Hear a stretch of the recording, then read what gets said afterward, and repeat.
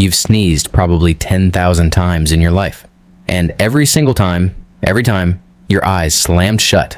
You didn't decide to close them. You couldn't keep them open if you tried. Go ahead. Next time you feel one coming, try to sneeze with your eyes wide open. You can't.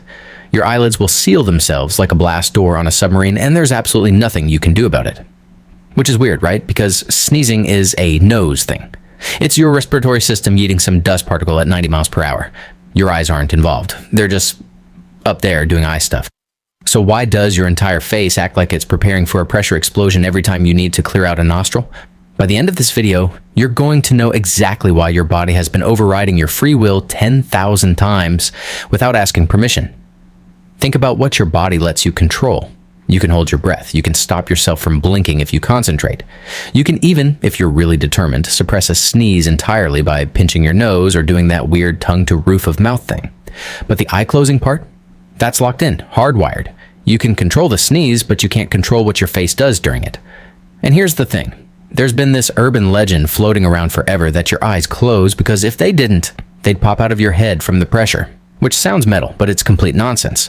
Your eyes are held in place by muscles and connective tissue that can handle way more than a sneeze. People have sneezed while holding their eyelids open for science or TikTok or both, and their eyeballs stayed exactly where they belong. So if it's not to keep your eyes from ejecting like a fighter pilot, why does it happen? The answer is buried in a moment about 200,000 years ago, when your ancestors were just starting to figure out how to be human, and their bodies were trial running all the involuntary systems that would keep you alive long enough to one day sit here and wonder about them. Let's say you're living in East Africa. It's about 180,000 BCE. You're an early Homo sapiens, and living is maybe a generous word because mostly you're just trying not to die in 100 different ways before sunset. You're in a dry season. It hasn't rained in weeks. The ground is cracked, the grass is brittle, and every step you take kicks up a little cloud of dust. Your group is moving camp because the water hole you've been using is down to mud, and you need to find another one before someone gets desperate enough to try drinking from it anyway. You're carrying a bundle of dried grass for bedding later. It's tied with sinew, slung over your shoulder, and it smells like dirt and smoke because everything smells like dirt and smoke. And then, without warning, your nose just revolts. You don't even feel it coming. 1 second you're walking. The next second there's this overwhelming full-body tickle that shoots up from the back of your nasal passage and detonates somewhere behind your face. Your diaphragm contracts. Your chest compresses. Your throat opens. And then, achoo! The sneeze rips out of you at 65 miles per hour. A spray of moisture and whatever dust particle triggered this whole thing scatters into the air in front of you. And your eyes, both of them, were clamped shut the entire time. You didn't choose that. You didn't think, better close my eyes for safety. It just happened, the same way your leg kicks when a doctor taps your knee. Here's what was going on in your skull. A tiny piece of dust, maybe from the grass bundle, maybe from the ground, floated into your nose and landed on the mucous membrane inside your nasal passage. That membrane is extremely sensitive. It's loaded with nerve endings whose entire job is to detect invaders, pollen, dirt, ash, insects, anything that doesn't belong in your airway. When those nerve endings get triggered, they send an alarm signal up to your brainstem, specifically to a region called the medulla oblongata. The medulla is your body's autopilot.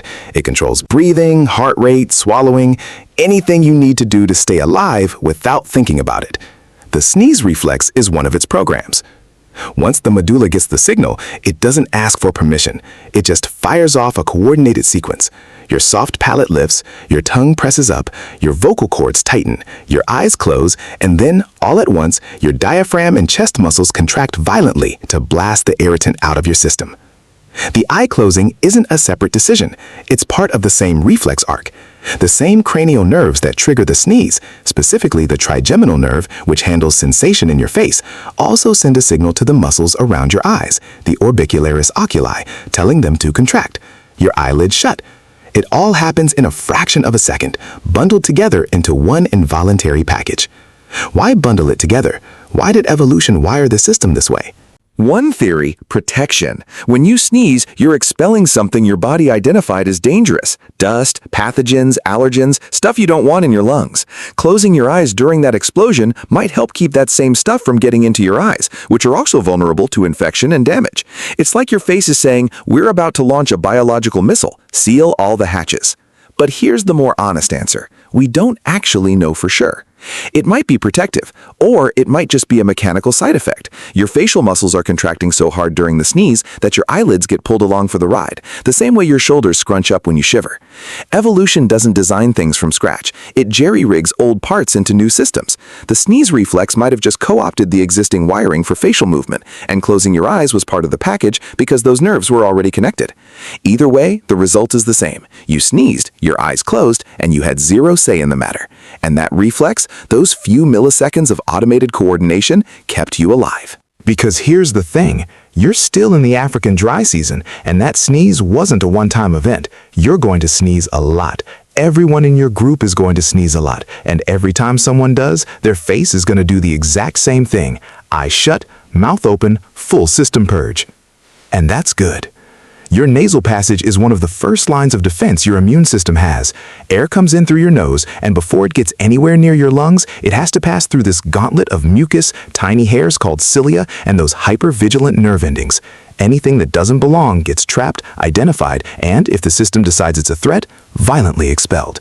The sneeze is your body's bouncer. It doesn't ask questions, it doesn't negotiate, it just throws the problem out the door at highway speeds. And it works. People who have a functioning sneeze reflex are better at keeping infections out of their respiratory system. That matters a lot when you're living in close quarters with a dozen other people, sleeping on the ground, and drinking from shared water sources. A respiratory infection in 180,000 BCE doesn't mean a trip to the doctor. It means you might just stop breathing one night and never wake up. So the people whose brainstems were really good at triggering sneezes and whose facial nerves closed their eyes automatically during the process, those people survived a little more often. They passed those traits down, and over thousands of generations, the reflex got faster, more sensitive, more reliable.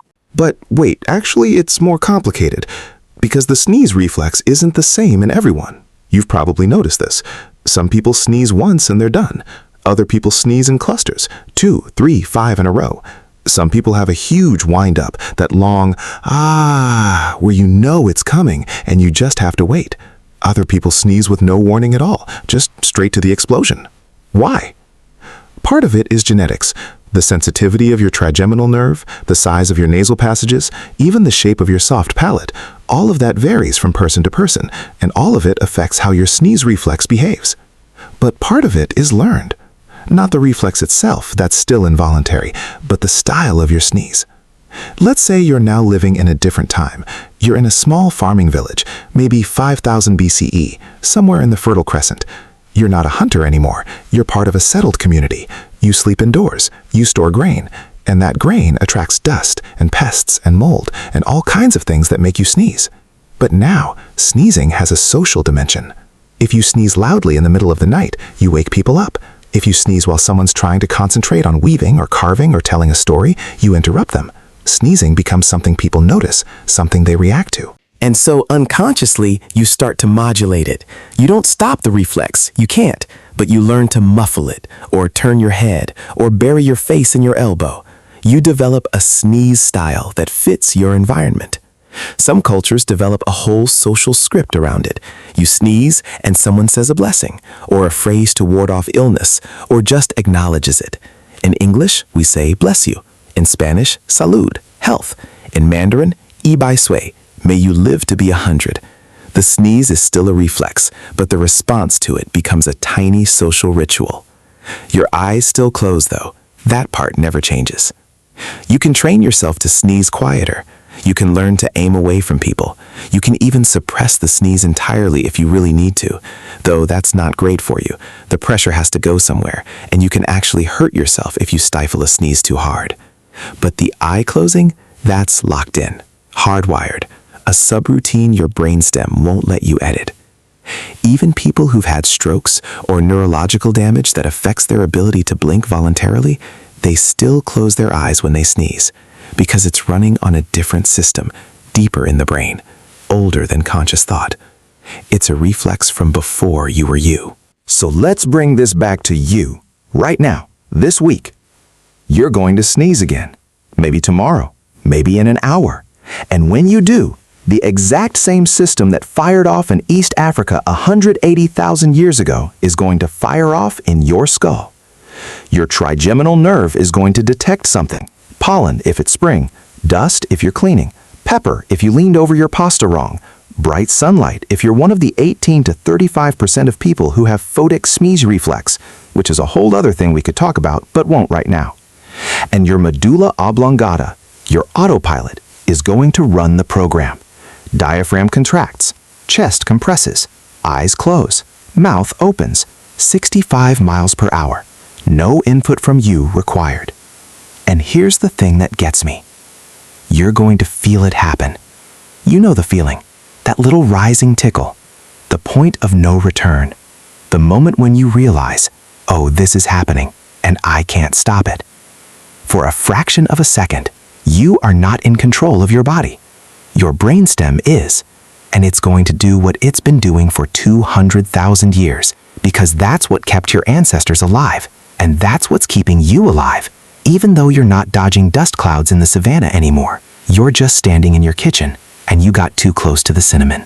Your eyes are going to close. You're not going to pop them out. You're not going to hurt yourself. You're just going to experience a tiny, involuntary moment of your body remembering what it is, a survival machine, built from systems older than language, still running programs written in the code of deep time. And then it'll be over.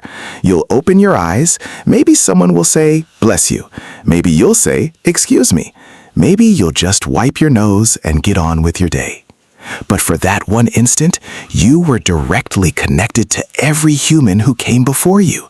The same reflex, the same closed eyes, the same blast of air at the same speed, doing the same job it's always done. That's why your eyes close. Not because they'll pop out, not because you decided to, but because 200,000 years ago, a version of you sneezed in the African dust, and their brainstem wired the system in a way that worked, and you inherited it, along with every other little subroutine that keeps you breathing and blinking and alive. You didn't ask for it, you don't control it, but it's yours. Oh, and here's the part almost nobody knows. You can't sneeze in your sleep. Your brainstem suppresses the reflex entirely when you're in REM. The same system that paralyzes your muscles so you don't act out your dreams also shuts down the sneeze program.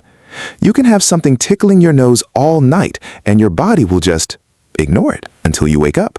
Which means the sneeze reflex isn't just about clearing irritants. It requires consciousness. Your autopilot won't run the program unless you are home. So the next time you feel one coming, pay attention. Notice the wind-up. Notice the point of no return. Notice your eyelids slamming shut without asking you first. It's one of the few times you get to feel evolution happening inside your own face. If you want more stories about the involuntary systems running your body without telling you, and trust me, there are so many, hit subscribe. I've got a whole list of things you do every day that turn out to be way weirder than you think. Thanks for watching, and bless you. You know, just in case.